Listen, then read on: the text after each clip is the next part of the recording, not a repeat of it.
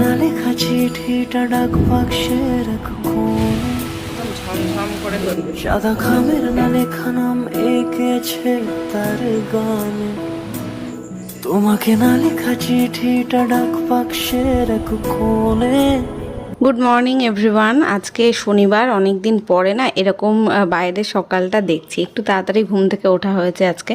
বাবাই ওর বাবার সাথে গেছে আজকে ফুটবল ম্যাচ খেলতে রানাঘাটে।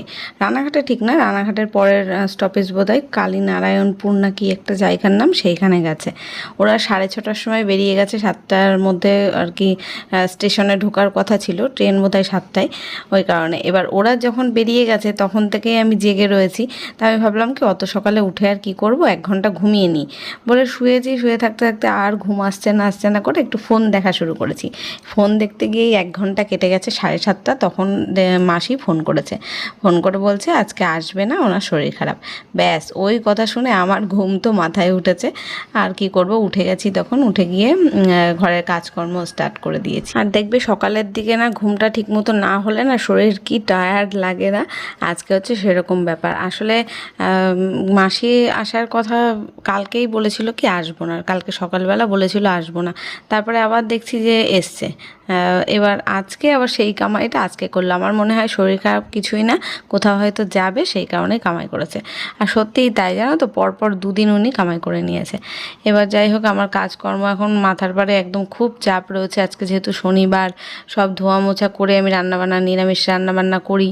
এবার বাসন পুরো কারি কারি বাসন পড়ে রয়েছে, সব এঁঠো কাটা বাসনগুলো রয়েছে, সেইগুলো মেজে না তুলতে পারলে না আমি রান্নাঘরে কোনো রান্নাই বসাতে পারবো না।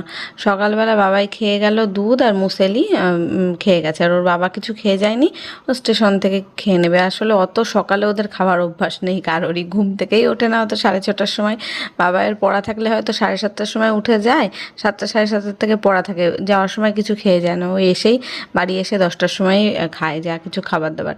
এবার সকালে যাই হোক ওকে বললাম তুই খেয়ে যা, নইলে খেলা স্টার্ট হয়ে যাবে, আর ট্রেনে করে যাবে তো একেবারে খালি পেটে গেলেও একটু শরীরটা খারাপ করতে পারে। তাই ওই জন্য ওকে তো খাইয়ে পাঠিয়েছি। এবার ওর বাবার খাওয়া দাওয়া আর হয়নি, ওর অবশ্য ওর বাবার খাওয়ার মতন আর ঘরে কিছু ছিলও না।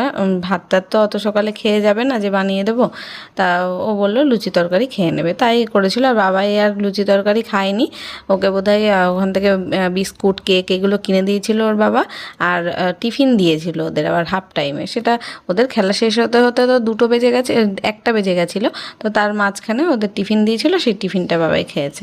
তো যাই হোক, আমি এই যে ঘরের কাজকর্ম করছি, টেবিলটা পুরো পাকানো অবস্থায় ছিল, ওগুলোকে সব জিনিসপত্র জায়গায় রেখে টেবিলটা মুছলাম। মুছে এসে বাইরে জামাকাপড় মেলে দিয়ে এসেছি, সব কালকে যেগুলো কেচেছিলাম সেগুলো কালকে কিছু শুকায়নি, আজকে সব মেললাম। আজকে ভেবেছিলাম যে মাসি যদি এসে যেত তাহলে বাবাইয়ের ঘরের বিছানার চাদরটা তুলতাম, ফ্যানগুলো মুছতে হতো, একটু ফার্নিচারগুলো মুছতে হবে, একটু না মনে হচ্ছে ঝুল পড়েছে চারিদিকে, সেগুলো একটু ঝেড়ে ঝুড়ে পরিষ্কার করতাম বাবাইয়ের ঘরটা আজকে। তা আর হলো না ওইদিকে, আর এখন আমি যাবই না। ঘরের বিছানাটা যেন আমি তুলে ঝেড়ে ঝুড়ে দিয়ে তারপরে আমি এদিকে রান্নাঘরে আসলাম। আজকে আবার সোয়াবিন রান্না হবে। তোমার দাদাভাই তো সকালবেলা অত সকালে বেরিয়েছে, কিছু বাজার করে দিয়ে যেতে পারেনি, নিরামিষ আজকে। সবজি যা রয়েছে, পটল আছে খাওয়ার মতো, ঝিঙে আছে, পটল আছে, তা ঝিঙেটা না ওর বাবা খায় না, তা পটলের তরকারি করলে খেতো। তা ভাবলাম কি পটলের তরকারির থেকে সোয়াবিন আনতে বলি, সোয়াবিনই করব। তা কালকে রাতেই সোয়াবিনের 1 প্যাকেট নিয়ে এসে দিয়েছিল, সেটা আমি না এখন চা করার সময় ভিজিয়ে রাখলাম, যে ভেজানো থাক, তাহলে আমি রান্নাবান্নাটা একটু তাড়াতাড়ি করে নেব। কারণ রান্না করে তারপরে এককারি বাসন, তারপরে ঘর ঝাড়া মোছা এগুলো সব বাকি রয়েছে, সেসব আমি এর ফাঁকে একবার গিয়ে ঠাকুরের বাসনটা মেজে নিয়েছি, এই কাজটা হয়ে গেছে। ঘর তো এমনি মোটামুটি গোছানো হয়ে গেছে, কিন্তু ঝাড়া মোছাটা হয়নি। তো আজকে তো শুনলে কাজের মাসি আসবে না, আমি রান্না বসালাম। এখন কটা, 11:30 বাজে। ঘরের কাজকর্ম করে নিয়ে রান্নাটা বসালাম। প্রেশার কুকার এঁঠো রয়েছে, ওই জন্য হচ্ছে ডালটা না আমি আর প্রেশারে দিতে পারলাম না, বাটিতেই বসিয়েছি। মুগের ডাল মানে কড়াইতে একটুখানি ভাজলাম, ভেজে বাটিতে সেদ্ধ হতে বসালাম, একটু সময় লাগবে খুনি। আর এদিকে ডালের সাথে করব একটু পটল ভাজা। পটলগুলোর খোসাটা ছাড়িয়ে নিয়েছি, মানে অল্প হালকা ছাড়াতে হয় যেমন, সেরকম ছাড়িয়ে নিয়েছি। পুরো পটল ছাড়িয়ে নিলে নরম হয়ে যায়, খেতে ভালো লাগে না। এইভাবে করে কাটলে বেশ ভালো লাগে, মানে কড়মড়ে থাকে, ভালো লাগে। তো পটল ভাজা হবে। আর সোয়াবিন তো দেখলে সকালেই ভিজিয়েছি, চালটাকে ভিজিয়ে রেখেছি, এখন এই যে এত বাসন রয়েছে, এগুলোর ব্যবস্থা কি করব তাই ভাবছি। একবার ভাবছি রান্না আগে পুরো কমপ্লিট করে নিই, করে নিয়ে রান্নার যা বাসন বেরোবে আর এই বাসন যা থাকবে সব একবারে মেজে তারপর ঘর ঝাড়া মোছা করে স্নান করব। তাই ভাবছি। ও গাছের ফুল তোলা হয়নি, ফুলটা তুলে আনি আগে, নইলে এঁটোকাটায় রান্নার দিকে, যদিও আজকে নিরামিষ তাও রান্নার দিকে গেলে আর মনে থাকবে না, আর বেশিক্ষণ রোদে থাকলে না ফুলগুলো কেমন নেতিয়ে যায়। অনেকই ফুল হয়েছে আজকে, এখন গাছের গেটে তালা মেরে রাখি বলে ফুলগুলো গাছে থাকে। চলো তুলে আনি। এই যে ফুল তুলে নিয়ে আসলাম, আর এইটুকুনি ফুল তুলতে গিয়ে ঘামলাম, দেখো কেমন। বাইরে এত রোদের তাপ না, দাঁড়ানো যাচ্ছে না। সকালবেলার দিকে মেঘলা করলো, ভাবলাম কি বৃষ্টি হবে, তা হবে না।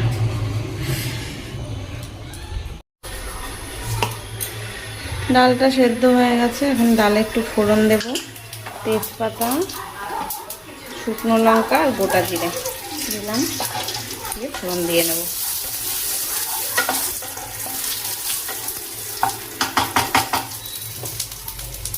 ডালটাতে হলুদ লবণ দিয়েই দিয়েছি, দিয়ে সেদ্ধ করলাম।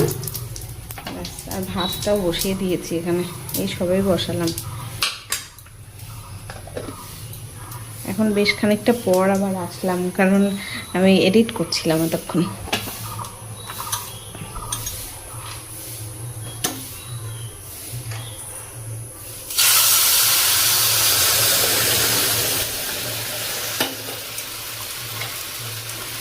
কাজের মাসি কাজে না আসলে না, ওই একটা ঘন্টা আমার যে ঘরের কাজে ব্যয় করতে হয়, আর সেখানে আমার মানে অনেকটা ঘাটতি হয়ে যায়। এডিটের কাজটা আমার এগোতে পারি না, ওই জন্য আগে রান্না বান্না বাদ দিয়ে আমি গুছিয়ে, মানে ডালটা সেদ্ধ হয়ে গেছিলো, রান্নার জোগাড় যন্ত্র করে গুছিয়ে টুচিয়ে নিয়ে ঘন্টাখানিক আমি এডিটের কাজ করে আসলাম। ভাবলাম ঘরের কাজ হোক আর না হোক, কাউকে আমি ভিডিওটা দিতে পারবো আমি যদি এডিটটা করে রাখি।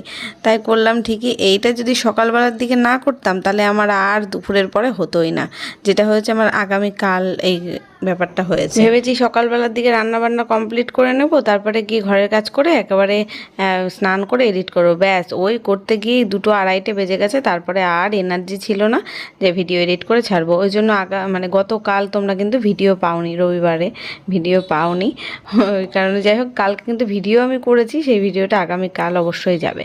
তো এখানে দেখো কথা বলতে বলতে আমার ডাল রান্না হয়ে গেছে, আর পটলগুলো ভাজা করছি। পটলগুলো না দেখছি বেশিরভাগই ভেতরে বীজ হয়ে গেছে, পেকে যাওয়ার আগের মুহূর্তে যেটা হয়। আর বীজওয়ালা পটল ভাজতে গেলে না দেখবে মাঝখানটা ফুলে উঠে ফাটে। এবার ওরকম পটল উল্টে উল্টে দিয়েছি, আর দেখছি তেলের মধ্যে সেই মাছ ফাটে, যেমন কিছু কিছু মাছ আছে না ফাটে, যেমন জিওল মাছ, তারপরে পাবদা মাছও কোনো কোনো সময় ফাটে, সেরকম ফাটছে। তারপরে তাড়াতাড়ি করে ঢাকনা বের করে ঢাকা দিয়েছি, ঢাকনাটাও এঁটো ছিল, আজকে থালা দিয়ে ঢাকা দিতে হয়েছে। ডাল ভাত যখন হয়ে গেল, আমি একবার ভাবলাম ফ্রিজে ঝিঙেটা রয়েছে, সেই 1 সপ্তাহ বেশি হয়ে গেছে, কেমন একটা হলুদ ভাব হয়ে যাচ্ছে। ঝিঙেটা কেটে আমার জন্য একটুখানি অল্প একটু তরকারি করে নেবো, মানে ঝিঙে ভাজা টাইপের করবো 2টো কাঁচা লঙ্কা চিড়ে দিয়ে একটু কালো জিরে ফোড়ন দিয়ে করলে বেশ খেতে ভালো লাগে। তার মানে সময়ে কুলালো না যে কাটবো আবার বসাবো, তার ভাবলাম থাক বাদ দাও, যেটা হয়েছে সেটাই হোক। তো এই যে নিরামিষ করে সোয়াবিন আলুর তরকারিটা করলাম। করে এবার এই কড়াইটাতে না একটু নাড়াচাড়া করতে গেলে একটু প্রবলেম হয়। বড় কড়াইটা, মানে অ্যালুমিনিয়ামের কড়াইটা রান্না করে করে অভ্যাস, তো ওটাই মানে কমফোর্টেবল বেশি। কিন্তু সব এঁঠো, হয়ে যে দেখতে পাচ্ছ প্রেশার কুকার থেকে শুরু করে কড়াই টড়াই সব এঁঠো। ওই অ্যালুমিনিয়ামের কড়াইগুলো ওখানে মাজা যায় না। আজকে আমি সব বাসন মেজেছি, শুধু কড়াই। এখন রান্নাটা মোটামুটি কমপ্লিট করে নিয়ে গ্যাসটা মুছে নিয়েছি, এই পাশটুকুনি মুছে নিলাম। এবার এই দিকের কাজটা বাকি, এইদিকে আমার তাকাতেও ইচ্ছা করছে না এখন। চলো রান্নাগুলোর লোক তোমাদের দেখিয়ে দিই। এই যে মুগের ডাল, পটল ভাজা, ভাত, আর এই হচ্ছে সোয়াবিনের তরকারি। এর মধ্যে দিয়েছি গরম মশলা, ঘি, মানে নিরামিষ করে যেভাবে হয় সেভাবে করলাম। তো রান্নাটা হয়ে থাকলো, এটাই নিশ্চিন্ত। তাও অনেক বেজে গেছে, 1:30 বাজে। এই দেখো 1:30 বেজে গেছে। এখন ওরা বললো ট্রেনে উঠে গেছে, বাবা 1টার সময় ট্রেনে উঠেছে রানাঘাট থেকে। তো চলে আসবে 2টো 2:30-র মধ্যে চলে আসবে। চলো এবার বাসনের পালা। এগুলোর ব্যবস্থা করি। আমি জানো তো কালকে রাতেই বসে বসে পুরোনো নেল পালিশগুলো তুলে আবার নতুন করে নেল পালিশ পরেছি। আর আজকেই এত কারি কারি বাসন ঘষে আমার হাতের নেল পালিশ সব অর্ধেক উঠে গেছে, কি যে দুঃখ লাগছে যে কি বলবো। আর বাসনও ছিল দেখেছো তো অনেকগুলো, একটা দুটো করে হয়েছে। এবার এগুলো সকালে মাজা হয়ে গেলে একটু কম হতো, যেহেতু রান্নার পরে আরও কয়েকটা বেরিয়েছে। তা আমি না মানে একটা একটা করে মাজতে মাজতে সবই মেজে ফেলেছি, হাঁড়ি কটারি সব মেজেছি, শুধু প্রেশার কুকার আর কড়াই আর একটা দুধের বাটি ছিল যেটা পুড়ে গেছে, মানে একটু জলে ভিজিয়ে রাখতে হয় ওটা, ওই খোসাগুলো হয় না তারগুলো, তার না দিয়ে না মাজলে হয় না, বেসিনের মধ্যে অত প্রেশার দেওয়া যায় না। তা ওই তিনটে বাদ দিয়ে আর সমস্ত বাসন আমি মেজে নিলাম। অনেকটা সময় লেগেছে আসলে, এখন আর আমার এত কারি কারি বাসন মাজা অভ্যাস নেই তো। আগে যেমন চটজলদি 15 মিনিটের মধ্যে মনে হয় এক বেসিন বাসন আমি মেজে নিতে পারতাম, আর এখন অনেকটা সময় লাগে, প্রায় আধা ঘন্টা 40 মিনিট লেগেছে এই বাসনই মাজতে। তারপরে তখন ঘর ঝাড়া মোছা বাকি। একবার ভাবলাম সব ঘর মুছবো না, কিন্তু না ঘরে পা দেওয়া যাচ্ছে না, এখন বর্ষা ওয়েদার তো, স্কুটিটা ঘরে তোলে, বাবাই সাইকেল ঘরে তোলে। এবার দুটো সাইকেল রয়েছে, আমি তো তাও পুরোনো সাইকেলটা বলি বাইরে তালা মেরে রাখ, ওটা আর ঘরে তুলতে হবে না। আর নতুনটা একেবারে আমাদের বেডরুমে গিয়ে তুলে রাখে, যেহেতু ওখানে বাইরে বারান্দাটাই তোমার দাদাভাই গাড়ি রাখে, ওই কারণে আর তো রাখার জায়গা নেই, বারান্দাটাই সব গাড়ি দিয়ে স্কুটি দিয়ে ভরে থাকলে আর যাওয়া আসা করার জায়গা থাকে না। এবার ঘর পর্যন্ত না ওই চাকার দাগে কাদা কাদা মানে দাগ দাগ হয়ে থাকে, এবার ঘর না মুছলে আর দেখতে ভালো লাগে না, কেমন একটা যেন মনের মধ্যে কেমন লাগে, ওই কারণে সে ঘরও সমস্ত মুছে নিয়েছি আমি। তো এই যে দেখো রান্নাঘরটা পুরো ক্লিয়ার করে নিলাম, এই যে এই কটা বাসন দেখতে পাচ্ছ এই কটা বাদ দিয়ে আর সব বেসিন টেসিন মেজে একদম পরিষ্কার পরিচ্ছন্ন, গামলায় দেখলে তো উপুর করা রয়েছে সব বাসন। তারপরে চলে আসলাম ঘর ঝাড় দিতে। আর আমার তো জানো অ্যালার্জির প্রবলেম, ওই মাস্ক না পরে ঝাড় দিলেই আমার এমনিতেই প্রতিদিন হাঁচি কাশিটা তো কমছেই না, কাশিটা কমেই না, রাত্রেবেলা করে কাশি হয়েই যাচ্ছে। কাশির সিরাপ তো একটা দিয়েছে ডাক্তারবাবু, বলেছে প্রত্যেকদিন সন্ধ্যের পরে 1 চামচ করে খাবে, আর রাতে শোয়ার সময় যদি খুব বেশি হয় তাহলে। তা আমি তাই করি, সন্ধ্যের পরে আর খাই না, একেবারে রাতে ঘুমাতে যাব যখন বিছানায় উঠবো তখনই 1 চামচ করে খেয়ে আমি শুই, যাতে রাতের ঘুমটা আমার ভালো হয়, শুলেই যেন কাশিটা না আসে। তো ওই যে মাস্ক পরে ঘরগুলো ঝাড় দিয়ে নিয়ে তারপরে ফ্যান চালিয়ে আমি যেই ঘর মুছতে এসেছি, বাইরে একদম মেঘ গড় করছে, অন্ধকার দেখতে পাচ্ছ, ওই যে জানলাটার ওখান থেকে দেখা যাচ্ছে বাইরেটা, জানলা কিন্তু খোলা রয়েছে কিন্তু অন্ধকার মনে হচ্ছে, এই যদি আমি লাইট অফ করে দিই ঘরে পুরো অন্ধকার হয়ে যাবে, মানে এক্ষুনি ঝড় বৃষ্টি আসলো বলে। বাইরে যে জামা কাপড় ছিল আমি তাড়াতাড়ি করে সব তুলে নিয়ে আসলাম।